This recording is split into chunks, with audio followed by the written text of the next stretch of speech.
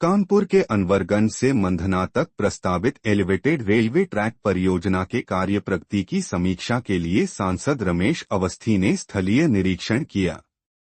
इस दौरान उनके साथ पूर्वोत्तर रेलवे के deputy chief traffic manager CTM Ashutosh Kumar सहित अन्य रेलवे अधिकारी व विधायक सुरेंद्र मैथानी मौजूद रहे। यह परियोजना शहर की यातायात समस्याओं को कम करने और रेलवे क्रॉसिंगों पर लगने वाले जाम से राहत दिलाने के लिए महत्वपूर्ण मानी जा रही है।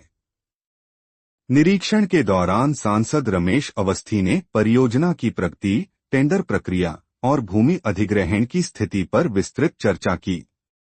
उन्होंने बताया कि 25 किलोमीटर लंबे इस एलिवेटेड ट्रैक का निर्माण कार्य 2 चरणों में पूरा होगा, जिसकी अनुमानित लागत 1000 करोड़ रुपए से अधिक है। उन्होंने ये भी बताया कि परियोजना के तहत छत्रपति शाहूजी महाराज विश्वविद्यालय के सामने पंडित अटल बिहारी वाजपेयी जी के नाम पर एक नया आधुनिक रेलवे स्टेशन बनाया जाएगा। देखिए, आज हम लोगों ने रेलवे के अधिकारियों के साथ, हमारे जनप्रतिनिधियों के साथ, हमारे विधायक सुरेंद्र मैथानी जी हैं और हमारे जनप्रतिनिधि भी हैं, उनके साथ इसका हम लोगों ने निरीक्षण किया और ये देखने का प्रयास किया कि कहाँ से उठ रहा है, क्या इसकी फिजिबिलिटी है। क्योंकि कई हमारे व्यापारी नेताओं ने भी कुछ मांग की थी अपनी समस्याओं को लेकर, उस समस्या के समाधान के लिए भी हम लोग देखने आए कि उसका कैसे समाधान हो सकता है। और मैं माननीय प्रधानमंत्री जी को, माननीय रेल मंत्री अश्विनी वैष्णव जी को विशेष रूप से धन्यवाद देना चाहता हूँ कि उन्होंने कानपुर की एक बहुत बड़ी मांग, जो लगभग 20 साल से प्रतीक्षारत थी, उसको पूरा किया है और इस रेलवे के एलिवेटेड ट्रैक का निर्माण की अपनी स्वीकृति दी है, इसका टेंडर निकाल दिया है। और माननीय प्रधानमंत्री जी ने अपने भाषण में भी स्पष्ट कर दिया कि इससे कानपुर वासियों की जाम की समस्या का समाधान हो जाएगा और 16 जो क्रॉसिंग है वो समाप्त हो जाएगी। मुझे लगता है कानपुर वासियों को इससे बड़ी विकास की सौगात और कोई हो नहीं सकती।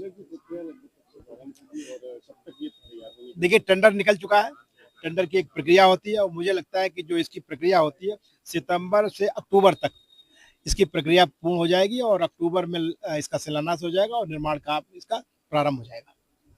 लगभग कब तक ये जनता को समर्पित हो जाएगा? ये मुझे लगता है कि लोकसभा चुनाव आपने देखा है 2024 में, 2029 से पहले ये जनता को समर्पित हो जाएगा। यानी ये बताइए, उससे पहले यानी कि दिसंबर 27 तक इसके बनने की पूरी उम्मीद है। और साथ में इसमें खास बात है, ये पूर्वोत्तर रेलवे का एक सबसे बड़ा प्रोजेक्ट है, बल्कि आप कहें कि पूरे रेलवे का, आईआर का ये बड़ा एक ड्रीम प्रोजेक्ट है, आइडियल प्रोजेक्ट है। इस प्रोजेक्ट के बनने के बाद और कई शहरों में इस तरीके के प्रोजेक्ट बनने जा रहे हैं, तो ये भी बड़ी गौरव की बात है हम लोगों के लिए कि ऐसा एक प्रोजेक्ट बनना जा रहा है जो आइडियल प्रोजेक्ट है, उसका निर्माण कानपुर में हो रहा है। और साथ में रेलवे विभाग यहाँ से जो रेलवे लाइन लेके जा रहा है, रेलवे ट्रैक बना रहा है, वो रेलवे ट्रैक इस व्यवस्था से बना रहा है ताकि नीचे ऊपर वो भविष्य में डबल लाइन मिल इसको चालू कर सके। अभी कानपुर से लेकर और कासगंज तक सिंगल लाइन है।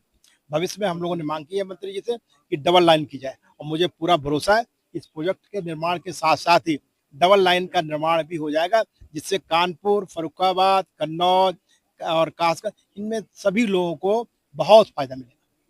ये सांसद जी का हम लोग पे आशीर्वाद भी है और सेंट्रल स्टेट मतलब गवर्नमेंट का पूरा सपोर्ट है इस प्रोजेक्ट में। ये एक ड्रीम प्रोजेक्ट है जो कि कानपुर वासियों के साथ साथ रेल के संचालन में भी रेल के लिए काफ़ी हेल्पफुल भी है, क्योंकि फाटक होने से ना केवल आम जनता को बल्कि ट्रेन ऑपरेशंस और उसकी सेफ्टी भी हैम्पर होती थी। तो ये प्रोजेक्ट सब तरीके से सबके लिए लाभदायक है।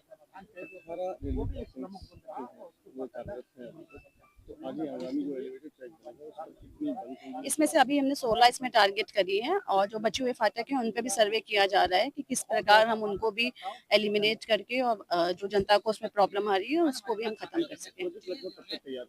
जैसे सांसद महोदय जी ने भी बताया कि दिसंबर 27 तक हमने इसको प्लान किया है, तो हम लोग कोशिश करेंगे समयबद्ध तरीके से इसको कंप्लीट कर सकें।